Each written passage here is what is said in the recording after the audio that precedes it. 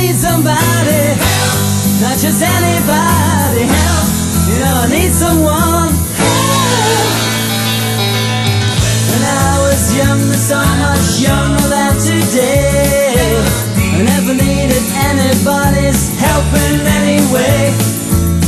But now these days are gone, I'm not so self-assured. And I'll find a change of mind. This year in middle school, 4 of our teachers took us on the journey of our green footprint. We first learned of the idea of conservation in music class when Mr. Williamson introduced us the paper versus plastic debate.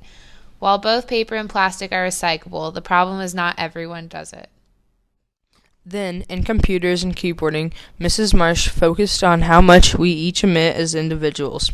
We learned about how much paper the school uses through a daily trash blogging activity. We also discovered ways to reduce our waste.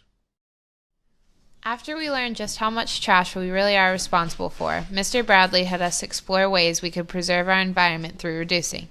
We created our own green cleaning solutions as a small contribution towards reducing the amount of toxins added to the environment. By preserving our environment, we are one step closer to a greener tomorrow.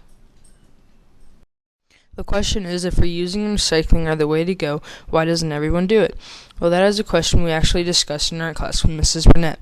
We talked and learned about habits and routines, and we came to understand how we can each control change in our own green identity.